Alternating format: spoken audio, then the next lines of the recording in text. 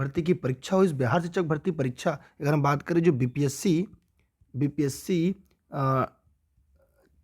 2.0, जी हाँ 2.0 के उत्तर कुंजी में अगर हम बात करें तो 6 से लेकर 8 तक जो एसएसटी सब्जेक्ट है उस सब्जेक्ट के उत्तर कुंजी को लेकर हम बात करेंगे, क्योंकि हमने देखा कि जो पार्ट 1 है, पार्ट फर्स्ट जो है वो भाषा सभी के लिए था, पार्ट सेकेंड जो था जिसमें 40 सवाल थे, इसमें 1 से लेकर 30 सवाल थे।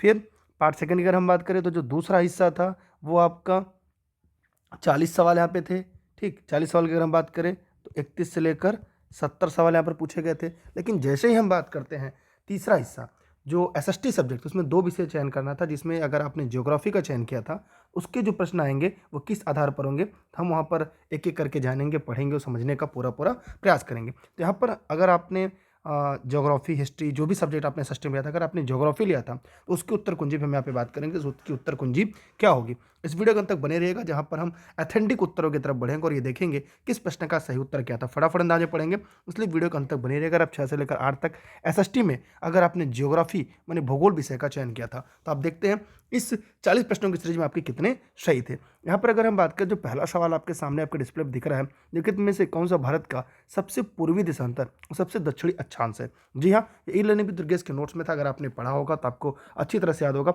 अगर हम बात करें पूर्वी देशांतर, जैसे पूर्वी देशांतर आएगा तो याद रखिए यहाँ पे ईस्ट होगा, जैसे ही दक्षिणी देशांतर की बात करेगा तो यहाँ पे नॉर्थ होगा। तो नॉर्थ में 8 डिग्री 4 मिनट होगा, ये आप क्लियर हो गया, और 97 डिग्री 25 मिनट है। तो यहाँ पर अगर हम बात करें तो जो जीवन है, जीवन का हम जो सीरीज सॉल्व कर रहे हैं ये ए है, जो सेट नंबर है क्या है, ए है। अगर हम बुकलेट की बात करें, जो सेट है हमारा वो बुकलेट ए है। तो बुकलेट ए के प्रश्नों के हिसाब से अगर हम इसको हल करें तो यहाँ पर इस प्रश्न का जो सही उत्तर होगा वो होगा आपका 97 डिग्री 25 मिनट पूर्व में है और 8 डिग्री 4 मिनट नॉर्थ है। तो यहाँ पर इस प्रश्न का जो सबसे सही उत्तर होगा वो आपका बी होगा। आप अपने अलग बुकलेट में मिला सकते हैं, जो भी आपका बुकलेट हो।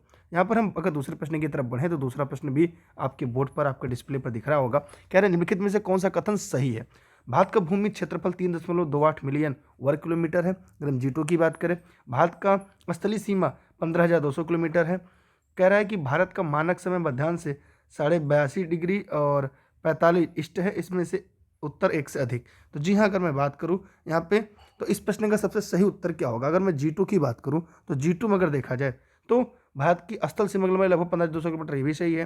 और भारत की मध्याह्न 82.5 डिग्री है, तो यहाँ पे ये भी लगभग सही है, क्योंकि 82 से ही 1/2 डिग्री है। ठीक है, तो ईस्ट है तो ये भी सही है। और भारत का जो भूमि का क्षेत्रफल है तो ये भी लगभग यहाँ पे सही, इसलिए यहाँ पे इस प्रश्न का उत्तर क्या होगा, 1 से अधिक उत्तर सही, मतलब यहाँ पे इस प्रश्न का उत्तर डी है। आप अपने बुकलेट में अपने हिसाब से आप मिला सकते हैं। इस वीडियो को शेयर जरूर करेगा। यह भी अगर आपने e learning with Durgesh notes पूरा पढ़ा होगा तो ये भी आपको नोट्स से सवाल मिले होंगे। ये भी ई लर्निंग विद दुर्गेश के नोट्स में सवाल था। अब हम इसके और आगे सवाल की तरफ बढ़ रहे हैं। अगला जो सवाल है वो कह रहा है कि भारत की लंबाई और चौड़ाई के दृष्टि से निम्नलिखित में कौन सा सही है। ये हमने जो मैराथन सीरीज किया था उसमें भी मैंने पूरा पढ़ाया था, तीनों प्रश्न शुरुआत के, और ये नोट्स में भी था। अगर हम प्रश्न नंबर G3 की अगर हम बात करें, ज्योग्राफी का जो तीसरा प्रश्न है, यहाँ पे कह रहा है कि भारत की लंबाई और चौड़ाई की दृष्टि से कौन सा सही है। तो अगर हम बात करें भारत की जो लंबाई है वो और चौड़ाई के दृष्टिकोण से इस प्रश्न का उत्तर सही क्या होगा। तो यहाँ पर 2943 किलोमीटर इसकी लंबाई और चौड़ाई जो है 3214 किलोमीटर है। तो यहाँ पर एक लाइन में आपका क्लियर हो गया कि इस प्रश्न का जो सही उत्तर होगा आपका वो सी होगा। भारत की लंबाई की बात की जाए और इसकी चौड़ाई की बात की जाए, ठीक है, तो यहाँ पर होगा 2943 किलोमीटर लंबाई होगी और 3214 किलोमीटर इसकी चौड़ाई होगी। ठीक, यहाँ पर इस प्रश्न के जो आयोग के उत्तर कुंजी उसके आधार पर अभी हो सकता है थोड़ा बदलाव भी देखने को मिल जाए। तो यहाँ पर अभी फिलहाल के लिए इसका जवाब सी है। ठीक, आगे अगर हम बात करें तो यहाँ पर है मालाबार तट के संबंध में। जी हाँ, अगर मैं बात करूँ तो मालाबार तट के संबंध में निम्नलिखित में से कौन सा कथन सही है। भारत की पूर्वी तट किनारे की संकीर्ण मैदानी पट्टी, गोवा के दक्षिण में पश्चिमी तटीय पट्टी, मालाबार तट पर अधिकांश भाग केरल राज्य में स्थित है, उपयुक्त में से 1 से अधिक। अब बताइए इस नंबर अगर G4 की बात करें तो यहाँ पर क्या होगा। देखिए, तो यहाँ पर मालाबार तट की अगर हम बात की जाए तो ये भारत की पूर्वी तट किनारे एक संकीर्ण मैदानी है, गोवा के दक्षिण भाग में अगर बात करें पट्टी है। तो यहाँ पर अगर आपसे पूछा जाए, अगर आप इस प्रश्न का सही जवाब क्या देंगे, जो भी लोग वीडियो को देख रहे हैं आपने बताइए आपने इसमें क्या टिक किया है। सभी लोग फटाफट कमेंट करेंगे, जितने लोग भी इस वीडियो को देख रहे हैं। देखिए, अगर हम बात करें तो यहाँ पर जो हम लोगों ने पढ़ा है ये सीरीज कहीं ना कहीं आपको याद हो गया कि ई लर्निंग विद दुर्गेश के नोट्स में आपने इसे पढ़ा था। देखिए, अगर भारत के दक्षिण भाग में अरब सागर से जो लगे सागर तट को कहते हैं, अगर हम बात करें अरब सागर है तो यहाँ पे ये भी सही है, ये भी सही है, तो इसमें एक से अधिक इसका जवाब सही है, तो इसलिए यहाँ पे हम कह सकते हैं। ठीक है, या हम आगे बढ़ते हैं अगले प्रश्न की तरफ, अगले सवाल की तरफ। ठीक, अगला जो है कह रहा है दक्षिण भारत की नदियाँ भी मैंने पढ़ाई थी और ये भी नोट्स में था आपके। यहाँ पे सवाल है, कह रहा है कि दक्षिण भारत की नदियों के संबंध में निम्नलिखित में से कौन सा कथन सत्य और सही है। ठीक है, तो अगर हम G5 का बात करें, जो G5 प्रश्न है, तो यहाँ पे इस प्रश्न का उत्तर क्या होगा। कह रहा है नर्मदा नदी सतपुड़ा श्रेणी के दक्षिण बह रही है, तापी नदी सतपुड़ा श्रेणी के दक्षिण बह रही है, नर्मदा बिंद और सतपुड़ा पर्वतमाला बीच से गुजरे। तो यहाँ पर देखा जाए तो एक से अधिक उत्तर है, मैंने अगर G5 की अगर हम बात करें तो यहाँ पर भी इस प्रश्न का उत्तर क्या होगा, एक से अधिक है। आप अपने अपने बुकलेट में अपने हिसाब से इसे मिला सकते हैं। तो ये भी नोट्स में था, अगर आप देखेंगे अभी तक जितने भी सवाल आपने पढ़े ये सभी नोट्स में था, और जो हमने मैराथन सीरीज कराई थी ज्योग्राफी की, भूगोल की, उसमें भी ये आपने पढ़ा होगा। हम इसी के साथ बढ़ते हैं फिर से अगले प्रश्न की तरफ। अगला आप लोग वीडियो को शेयर कर दीजिएगा, लाइक नहीं किया तो लाइक कर लीजिएगा, चैनल पर नए हैं तो सब्सक्राइब करके बेल आइकन दबा के रखिएगा जी। इसकी जो पूरी PDF है और इसकी जो पूरी नोट्स और इसकी जो पूरा आंसर की वो टेलीग्राम पर मिल जाएगी, आप दुर्गेश सर सर्च करके टेलीग्राम पर जोड़ सकते हैं। सिंधु और सतलज नदी के बीच स्थित हिमालय क्या कहा जाता है, ये भी मैंने पढ़ाया है, आपको याद होगा तो ठीक है, और ये नोट्स में भी था। जी हाँ, अगर मैं G6 की बात करूँ तो यहाँ पे कश्मीर हिमालय, कश्मीर और हिमाचल हिमालय, पंजाब हिमालय, यहाँ पर भी अगर हम बात करें जो G6 जो है यहाँ पर भी एक से अधिक उत्तर यहाँ पर है। ठीक है, एक से अधिक जवाब है। हम और आगे चलते हैं, अगला प्रश्न आपके सामने कह रहा है निम्नलिखित में से कौन सा ब्रह्मपुत्र नदी का सबसे बड़ा निवासित नदी द्वीप है। ये भी मैंने पढ़ाया है और एकदम रटा भी दिया था, शायद याद होगा, ये भी प्रैक्टिस सेट में था। जी यहाँ पे बात करें तो मांजुली है। क्या है, मांजुली। इस प्रश्न का उत्तर क्या हो जाएगा, मांजुली। ठीक, प्रश्न नंबर जो G7 था, हमारे ज्योग्राफी का 7वां प्रश्न था, निम्नलिखित में से भारत की सबसे बड़ी खारे पानी की झील कौन सी थी। ये भी लर्निंग विद दुर्गेश के नोट्स में था, ये मैंने पढ़ाया भी था, अगर आपने पूरा सीरीज पढ़ा होगा तो आप देख लीजिएगा। वैसे इसके नीचे डिस्क्रिप्शन में मैं लिंक दे दूंगा, जो मैंने मैराथन पढ़ा उस मैराथन देखिएगा, सारे प्रश्न आपको मिल जाएंगे एक तरफ से। जी हाँ, तो खारे पानी सबसे बड़ी झील क्या है, चिल्का झील है। कौन सी झील है, चिल्का झील है। अगला सवाल आपके सामने है सुंदरबन, ये भी मैंने पढ़ाया था। सुंदरबन के संबंध में कौन सा कथन सही है। यह विश्व का सबसे बड़ा डेल्टा है, इसका नाम सुंदरी पेड़ के नाम से लिया गया, यह रॉयल बंगाल टाइगर घर है, उपयुक्त में से एक से अधिक। अगर मैं G9 की बात करूंगा तो विश्व का सबसे बड़ा डेल्टा ये भी सही है, इसका नाम सुंदरी वृक्ष के नाम से इसका सुंदरबन पड़ा है, यहाँ पर रॉयल बंगाल टाइगर घर है। तो यहाँ पर इस प्रश्न की जवाब की बात की जाए तो यहाँ पर इस प्रश्न के उत्तर क्या होंगे, ऑल ऑफ डी, मतलब इस सवाल का उत्तर क्या हो जाएगा, डी। ये सब हमने पढ़ाया हुआ है और ये भी नोट्स में था। ठीक, अगला निम्नलिखित में से किस नदी के किनारे भारत का दूसरा सबसे बड़ा जलप्रपात सुसमुद्रम स्थित है। सुसमुद्रम टॉपिक मैंने पढ़ाया था, अगर आपको याद होगा सेशन में, प्रैक्टिस सेट की सीरीज में भी था। अगर G10 की अगर हम बात करें तो ये कावेरी नदी पर, किस नदी पर है, कावेरी नदी पर है। ठीक, तो अभी तक 10 प्रश्नों में से आपके कितने से भी जरा कमेंट करके बताइएगा। हाँ, कोरियालिस बल के संबंध में, जी हाँ, कोरियालिस बल के संबंध में कौन सा कथन सही है, तो आप लोग को फटाफट बताना है। इसकी उत्पत्ति पृथ्वी के घूमने के कारण होती है, ये उत्तरी गोलार्ध में हवाओं के दाईं ओर और दक्षिण गोलार्ध में बाईं ओर विक्षेपण के लिए जिम्मेदार है। इसकी उत्पत्ति वायु के तापमान दबाव में परिवर्तन के कारण होता है। अगर G11 की बात की जाए तो जी हाँ, इसके भी उत्तर एक से अधिक जवाब सही है। इसकी घूमने के कारण होती है, ये भी सही है, तो मतलब ये कह सकते हैं एक से अधिक इसके जवाब हैं। अगले प्रश्न की तरफ हम बढ़ते हैं, जो भूगोल का है। कह रहा है कि विश्व में सर्वाधिक वर्षा वाला स्थान मासिनराम किस राज्य में। बहुत आसान सा सवाल है, ये भी नोट्स में था, ये मैंने पढ़ाया हुआ था। ठीक है, तो मेघालय में। कहाँ पर है, मेघालय में। इस सवाल का उत्तर क्या हो गया, बी हो गया। आगे हम बढ़ते हैं, भारत में 70 कह रहा है 70 सेमी से कम वार्षिक वर्षा वाले क्षेत्र में प्राकृतिक वनस्पति का वर्णन किस रूप में किया जाता है। अब इसे आपके दिमाग में तुरंत आ गया होगा कि सर ये तो मरुस्थल की बात कर रहा है, ठीक है, ये रेगिस्तान की बात कर रहा है। तो G13 में अगर हम होगा, पहले तो उष्णकटिबंधीय होगी, उष्णकटिबंधीय रेगिस्तानी जंगल, मतलब सवाल का उत्तर क्या हो गया, सी हो गया। ठीक, हम अगले सवाल की तरफ बढ़ते हैं। अगला है भारत में चंदन। जी हाँ, चंदन किस प्रकार की प्राकृतिक वनस्पति चैप्टर मैंने पढ़ाया हुआ था जब हमने MCQ सीरीज कराई थी, और नोट्स में भी आपने देखा होगा, तो इसमें भी था, चंदन को लेकर था। चंदन की अगर हम बात करें तो ये उष्णकटिबंधीय कैसा वन है, एक पर्णपाती वन है, मतलब 14 का ए हो गया।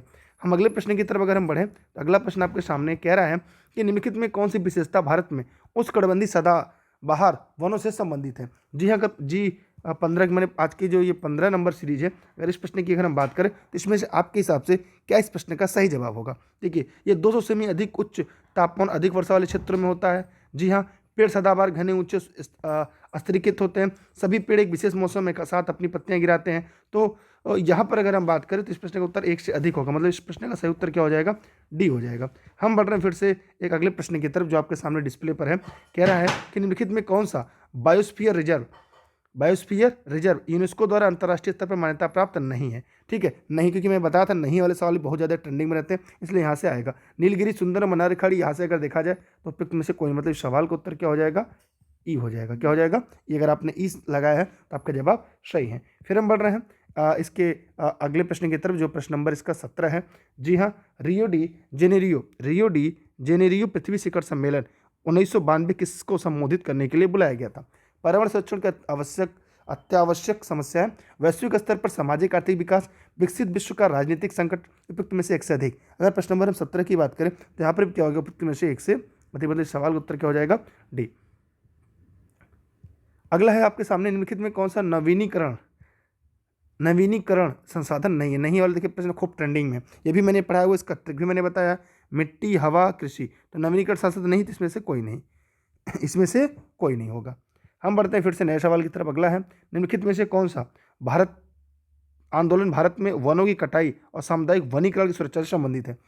बीज बचाओ आंदोलन, नवधान्य आंदोलन, चिपको आंदोलन। प्रश्न नंबर 19 की अगर हम बात करें तो यहाँ पर क्या होगा, चिपको आंदोलन। ठीक है, यहाँ पे ध्यान रखिएगा, ये बहुत ही इंपॉर्टेंट है, ये भी मैंने पढ़ाया था और ये भी नोट्स में था। बहुउद्देशीय नदी परियोजना, जी हाँ, अगर हम बहुउद्देशीय नदी परियोजना की अगर हम बात करें तो यहाँ से भी सवाल आपके परीक्षा में खूब झोला भर भर के आते हैं और आए भी हैं। बहुउद्देशीय नदी परियोजना के संबंध में निम्नलिखित कौन सा कथन सही नहीं है। सही नहीं पूछा, G20 है ये। यहाँ पर कह रहा है इससे बाढ़ को नियंत्रित करने और अतिरिक्त पानी को कमी वाले क्षेत्रों में मोड़ने के लिए विकसित किया गया है। ये मैंने मैप बनाकर पढ़ाया था। यह नहर सिंचाई के विकास और जल विद्युत उत्पादन के लिए की योजना है। यहाँ पे जलाशय का निर्माण, जल भंडारण और जलीय कृषि विकास के लिए किया जाता है। यहाँ पर क्या होगा, एक से अधिक उत्तर होगा। यहाँ पर इस प्रश्न का उत्तर क्या होगा, डी। ये भी मैंने पढ़ा था। अगर इस सेशन को अगर आपने पूरा पढ़ा होगा तो आपके पूरे कॉन्सेप्ट यहाँ पर क्लियर हो जाएंगे इस वीडियो सेशन में। अगला है, निम्नलिखित में कौन सा राज्य, या यूँ कह सकते हैं कि राज्य भर के सभी घरों में छत पर वर्षा जल संचयन संरचना को अनिवार्य बनाने वाला पहला राज्य है। मेघालय, केरल, तमिलनाडु, उपयुक्त में से एक से अधिक। तो प्रश्न नंबर अगर 21 की हम बात करें तो यहाँ पर 21 नंबर सवाल का जवाब क्या होगा, तमिलनाडु। इसलिए इस प्रश्न का उत्तर क्या हो जाएगा, सी। हम बढ़ते हैं इसी के साथ फिर से और आगे वाले सवाल में। यहाँ पे 40 प्रश्न आएंगे जो आपके सब्जेक्ट से होंगे, ज्योग्राफी से होंगे। यहाँ पर कह रहा है, गुजरात में नर्मदा नदी पर बने सरदार सरोवर बांध के लाभों को कौन सा राज्य समूह शामिल है। तो यहाँ पर अगर 22 की हम बात करें, महाराष्ट्र, गुजरात, आंध्र प्रदेश और मध्य प्रदेश। तो यहाँ पर है महाराष्ट्र, मध्य प्रदेश, गुजरात और राजस्थान। अर्थात इस सवाल को सही उत्तर क्या हो जाएगा आपका, बी हो जाएगा। बी वाला जवाब जो दिया वो एकदम सही है। अगला सवाल है, भारत में एक खेती के लिए आदिम रूप के लिए निम्नलिखित में कौन सा शब्द प्रयोग किया जाता है। आदिम, बेवर, पामीडाबी, मिल्पा। उपयुक्त में से एक से अधिक। अगर 23 की अगर हम बात करें तो यहाँ पे होगा उपयुक्त में से एक से अधिक। मतलब आदिम खेती के आदिम रूप के लिए निम्नलिखित में कौन सा प्रयोग किया जाता है, बेबर, पामाडाबी, मिल्पा। मतलब इसमें से एक से अधिक। झुम कृषि भी मैंने पढ़ाया था। झुम कृषि की अगर हम बात करें तो कौन सा सही मेल है, मिल्पा मध्य अमेरिका में, कोनिको मैक्सिको में, लदांग मध्य अफ्रीका में। मैंने पढ़ाया था, नोट्स भी मैंने नोट जब मैंने कराया तो वहाँ पे लिखवा भी दिया था, अगर आपको याद होगा तो मिल्पा मध्य अमेरिका में। मैंने झुम कृषि को अलग अलग जगह देशों में भी अलग अलग नाम से जाना जाता है। भारत में भी अलग अलग क्षेत्रों में किस अलग अलग नाम से भी जाना जाता है। भारत में आरंभ में अरेबिका कॉफी की खेती निम्नलिखित में किस स्थान पर की गई थी। नीलगिरी की पहाड़ी, बाबा बुदन की पहाड़ी, कैमूर की पहाड़ी, उपयुक्त में से सदी। जी हाँ, अगर हम बात करें तो बाबा बुदन की पहाड़ी, बी। ठीक, यह भी नोट्स में था। अगला सवाल है, निम्नलिखित में से कौन सा समूह गैर धात्विक श्रेणी से संबंधित है। लौह अयस्क, तांबा, चांदी, अभ्रक, चूना पत्थर, संगमरमर, निकेल, कोबाल्ट, प्लेटिनियम। अगर हम 26 की बात करें प्रश्न नंबर में क्या होगा, अभ्रक हो, चूना पत्थर और संगमरमर। मतलब सवाल का उत्तर क्या हो जाएगा आपका, बी। हम बढ़ रहे फिर से नए प्रश्न की तरफ। अगला है, देखिए वीडियो को सभी लोग शेयर कर देखिए। नोट्स के लिए आप इस नंबर पर कॉल या व्हाट्सएप करके जानकारी ले सकते हैं। यहाँ पर बिहार शिक्षक भर्ती, सीटेट और एस्टेट संबंधित सभी नोट्स आपको मिल जाएंगे। ठीक है, बीपीएससी के सभी नोट्स यहाँ पर उपलब्ध हैं। निम्नलिखित में कौन सा राज्य भारत में पायराइट का सबसे बड़ा उत्पादक है। प्रश्न नंबर अगर हम 27 देखें तो यहाँ पर क्या हो जाएगा, बिहार। इस प्रश्न का सही उत्तर क्या हो जाएगा, बिहार। अगला है आपके सामने सवाल, भारत में भूतापीय ऊर्जा दोहन केंद्र कहाँ पर स्थित है। हिमाचल प्रदेश पावर्ती घाटी, लद्दाख में पूगा घाटी, राजस्थान में अमरावली पर्वतमाला, उपयुक्त में से अधिक। तो 28 प्रश्न क्या होगा, G28। यहाँ एक से अधिक हो जाएगा। क्या हो जाएगा यहाँ पर, एक से अधिक। अगला है आपके सामने, लौह एवं इस्पात उद्योग के संबंध में निम्नलिखित में से कौन सा कथन सही नहीं है। नहीं है वाला लिखे, प्रश्न खूब सारा टेंडी में रहा है। ठीक, अगर हम यहाँ पे देखें, इसे बुनियादी उद्योग कहा जाता है, इसे प्रकाश उद्योग कहा जाता है, इसे कच्चे माल की निकटता वाले क्षेत्रों में स्थित है, उपयुक्त में से अधिक। अगर 29 की बात करें, 29 की बात करें तो यहाँ पर भी क्या हो जाएगा, एक से अधिक इसका जवाब होगा, जो सही नहीं है। अगला है भारत में निम्नलिखित में कौन सा चरम स्थान पूर्व और पश्चिम ग्लेशियर जुड़े, बहुत इंपॉर्टेंट है, ये भी मैंने पढ़ाया था, पूर्व और पश्चिम से जुड़ा हुआ है। तो पढ़िए प्रश्न नंबर 30, परिवहन वाले चैप्टर मैंने पढ़ाया था, याद करिएगा। यहाँ पे होगा सिलचर असम, पोरबंदर गुजरात, मतलब इस सवाल का उत्तर क्या हो जाएगा आपका, बी हो जाएगा। हम बढ़ रहे फिर से नए सवाल की तरफ। अगला है आपके सामने मिस्पी बैरल और लुसाई क्या है, बहुत इंपॉर्टेंट है, आप सभी इस प्रश्न का जवाब आसानी से दे पाएंगे, फटाफट कमेंट करिएगा। ये क्या है, पहाड़ी। मिस्पी बैरल और लुसाई क्या है, पहाड़ियाँ, मतलब ए है। भारत की प्राचीनतम चट्टानों में सम्मिलित नहीं है, ध्यान दीजिएगा, सम्मिलित नहीं है पूछा है, मतलब कौन सा गलत है, जो गलत है वही हमारा सही। यहाँ पर देखिए धारवा क्रम, कुड़प्पा क्रम, बिंधन क्रम, तो यहाँ पर क्या होगा, इसमें से कोई नहीं, ठीक। तो यहाँ पर इस प्रश्न का उत्तर क्या हो जाएगा, ई हो जाएगा। क्या हो जाएगा, ये। अगर आपने भी सवाल का उत्तर ई दिया था तो आपका जवाब यहाँ पर सही है। हम बढ़ रहे फिर से नए प्रश्नों की तरफ, नए सवाल की तरफ। अगला है असम हिमालय में हिमरेखा क्या, देखिए हिमरेखा जो मैंने फ्रीजिंग पॉइंट के बारे में पढ़ाया हुआ था, शायद आपको याद होगा। प्रश्न नंबर 33 की बात करें तो 4400 मीटर, ठीक। अगला है पेन्नार नदी, देखिए पेन्नार नदी को भी मैंने पढ़ा हुआ था, याद करें, नदी वाले चैप्टर में और नोट्स में भी था।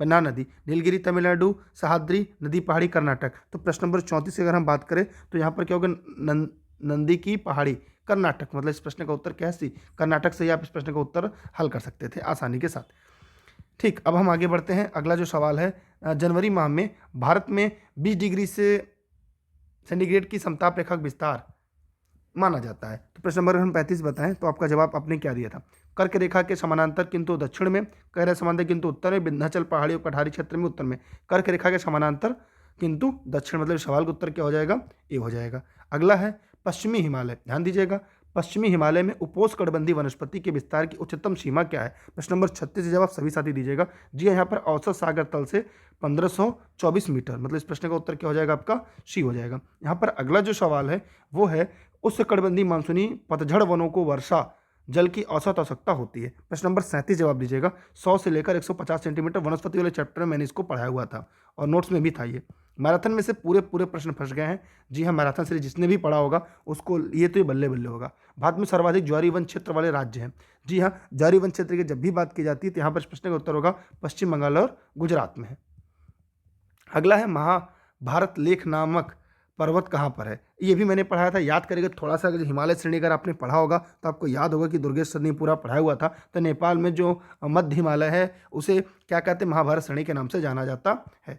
अगला है RL सिंह भारत के प्रादेशिक विभाजन के आधार तत्वों के रूप में लिखा था। प्रश्न नंबर 40 की अगर हम बात करें तो यहाँ पर इस प्रश्न का उत्तर क्या हो जाएगा, 1 से अधिक होगा। अब जरा कमेंट करके बताइएगा कि 40 में से आपके कितने प्रश्न सही हुए हैं। और ई लर्निंग विद दुर्गेश का नोट्स का भी बोलबाला आपने देखा होगा, नोट्स से यहाँ पे सीधे सीधे सारे सवाल पूछे गए हैं। अब जल्दी ही हम आपको ई लर्निंग विद दुर्गेश के टेलीग्राम के माध्यम से पोस्ट करके बताएंगे कि कौन कौन से प्रश्न कौन कौन से पेज नंबर से पूछे गए हैं। तो जितने भी लोग इस वीडियो को देख रहे हैं वे सभी लोग टेलीग्राम पर दुर्गेश सर सर्च करके ई लर्निंग विद दुर्गेश से जरूर जुड़ेंगे, क्योंकि यहाँ पे टेलीग्राम पर आपकी क्लास की लिंक और इसकी सभी PDF मिल जाएगी। क्योंकि PDF नोट से आपने देखा होगा सारे प्रश्न है, मतलब अगर हम बात करें तो 40 में से 32 सवाल ऐसे होंगे जो ई लर्निंग विद दुर्गेश के नोट से आपसे पूछे गए होंगे और 8 प्रश्न ऐसे होंगे जो शायद नोट से बाहर होंगे। हो सकता है 2-4 प्रश्न कम ज़्यादा होंगे, लेकिन वो चीज़ें आगे क्लियर होंगी। तो इसमें से बताइए कितने 40 में सही हुए, कितने के उत्तर आपको लग रहा है कन्फ्यूजन है, जिसमें उत्तरों की बढ़ने घटने की संभावना है। क्योंकि ये SST की सीरीज थी, यहाँ पर SST की सीरीज थी 6 से लेकर 8 तक, 6 से 8 वर्ग वाले